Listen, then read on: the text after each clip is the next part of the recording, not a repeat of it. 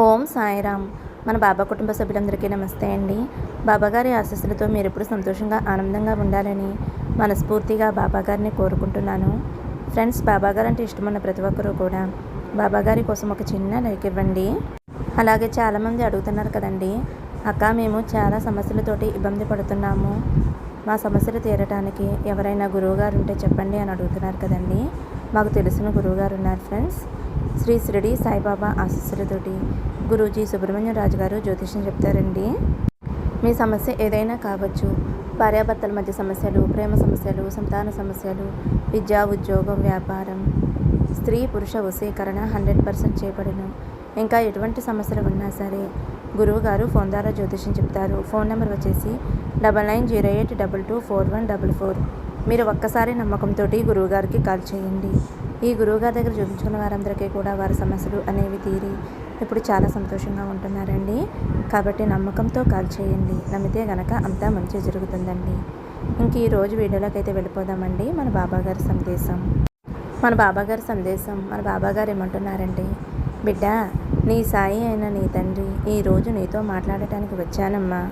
నువ్వు ఎవరి గురించి అయితే ఆలోచిస్తున్నావో, దేని గురించి అయితే బాధపడుతున్నావో దానికి నేను సమాధానం ఇవ్వటానికే వచ్చాను. ఇక్కడ ఉన్న నెంబర్లలో ఒక నెంబర్ అయితే తాకు తల్లి, ఒక నెంబర్ అయితే మనసులో అనుకున్నావు కదమ్మా. నువ్వు ఎవరి గురించి అయితే అనుకుంటున్నావో ఆ వ్యక్తి పేరు తలుచుకుని ఒక నెంబర్ అయితే తాకు తల్లి అని అయితే మన బాబాగారు చెబుతున్నారండి.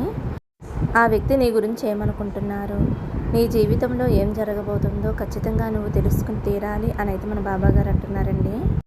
బాబాగారు అయితే మన వద్దకి 3 నెంబర్లు తీసుకుని వచ్చారు కదా. మీరైతే ఒక నెంబర్ అయితే మనసులో అనుకోండి.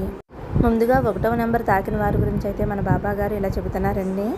మీరు ఏ వ్యక్తి పేరునైతే మనసులో తలుచుకుని వారి గురించి అయితే ఆలోచిస్తున్నారు, ఆ వ్యక్తికి మీపైన అభిప్రాయం 100లో 50% మాత్రమే మంచిగా ఉంది. మిగతా 50% తనకున్న బంధువుల వల్ల కానీ, తనకున్న స్నేహితుల వల్ల కానీ నీ గురించి తప్పుగా మాట్లాడుతున్నారమ్మా. 100లో 50% మాత్రమే నీపైన ఇష్టం ఉంటుంది. మిగతా 50% ఇష్టం ఉన్నట్లు కేవలం నటిస్తూ ఉంటారు. ఆ వ్యక్తికి లోకంలో ఉన్నవారందరూ ఏమనుకుంటున్నారు, నా బంధువులు ఏమనుకుంటున్నారు, నా స్నేహితులు ఏమనుకుంటారు, వాళ్ళ దగ్గర నేను చులకనైపోతానేమోనని ఎక్కువగా ఆలోచిస్తూ ఉంటున్నారు. మీరు ఏ తప్పు చేయకపోయినా సరే వాళ్ళు వీళ్ళు చెప్పిన మాటలు విని అతని ప్రవర్తన అనేది ఆ విధంగా మారిపోతుంది. అయినా సరే నువ్వు మాత్రం ఏమాత్రం కూడా బాధపడవద్దు, ఏమీ దిగులు చెందవద్దు. తప్పకుండా నీపైన ఉన్న ప్రేమ, అభిమానం అనేది ఖచ్చితంగా మీ ఇద్దరిని ఒకటిగా చేస్తుంది, కలుపుతుంది. మీ మనసులో ఆ వ్యక్తి పైన ఎంత ప్రేమాభిమానాలు ఉన్నాయో, ఎంత ఇష్టం ఉందో త్వరలోనే ఆ వ్యక్తికి తెలుస్తుంది. అంతేకాదు మీ ఇద్దరూ ఒకరిని ఒకరు అర్థం చేసుకుని చాలా సంతోషంగా ఉంటారు. అలాగే మిమ్మల్ని ఆశ్చర్యపరిచేలాగా మీకు ధనలాభం చేకూరుతుంది.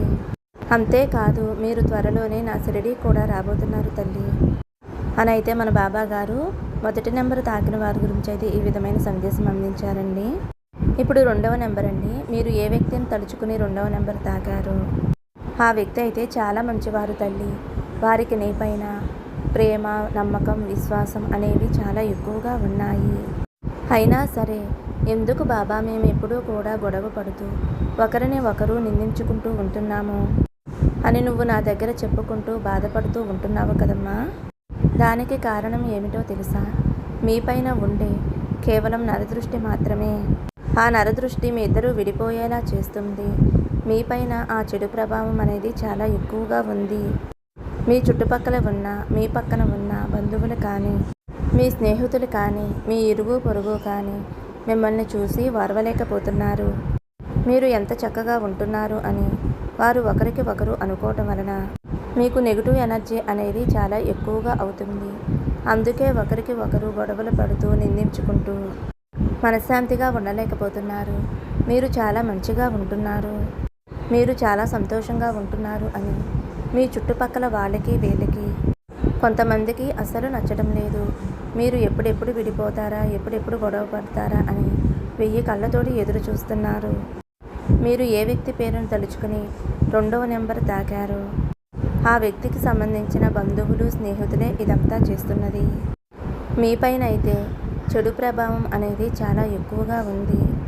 ఒకవేళ ఈ రెండో నెంబర్ని నీ భర్త కోసం కానీ, లేదా నీ భార్య కోసం కానీ, లేదా నీ పిల్లల కోసం కానీ తాకినట్లయితే నువ్వు అతి త్వరలోనే నీపైన అధికంగా ప్రేమాభిమానాలు ఉండేలాగా నేను చెయ్యబోతున్నాను. నీ కళ్ళతో నువ్వే చూస్తావు కదమ్మా.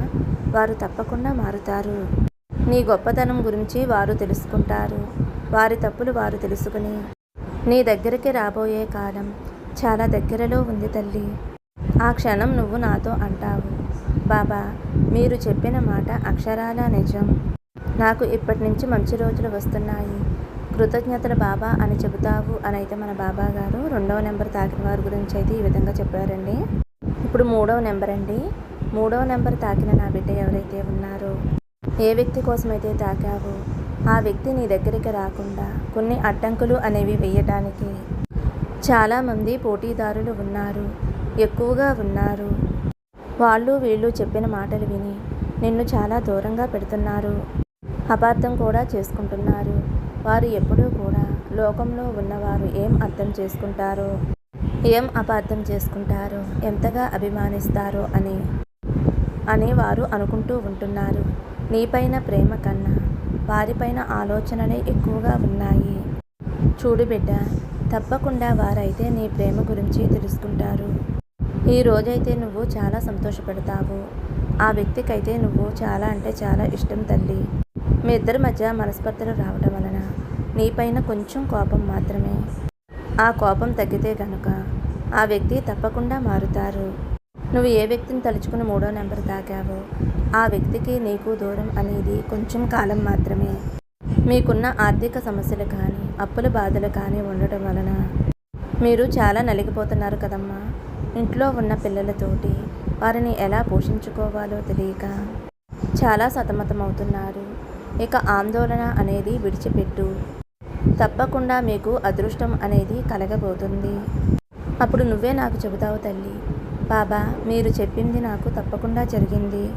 మా అప్పుల బాధల నుండి, మా ఆర్థిక ఇబ్బందుల నుండి మేము విముక్తి చెందాము అని నువ్వు నాకు కృతజ్ఞతలు చెబుతావు అని అయితే మన బాబా గారు మూడవ నెంబర్ తాకిన వారి గురించి అయితే ఈ విధంగా చెప్పారండి. ఫ్రెండ్స్, మనకి బాబా గారు ఏదైనా సందేశం ఇస్తున్నారు అంటే అది ఖచ్చితంగా మనం ఆచరించాలండి. ఖచ్చితంగా జరుగుతుంది అనే నమ్మకంతో ఉండాలి. ఇది జరుగుతుందా లేదా అనే అపనమ్మకంతో ఉండకూడదు. నమ్మితే గనక 100కి 100% అది జరిగి తీరుతుందండి. ఓకే ఫ్రెండ్స్, వీడియో నచ్చితే ఒక చిన్న లైక్ ఇవ్వండి. మరొక మంచి వీడియోతో మళ్ళీ కలుద్దామండి. సర్వేచన సుఖినో భవంతు. సమస్తం సద్గురు సాయినాథార్పణమస్తు. శుభం భవతు. జై సాయిరామ్.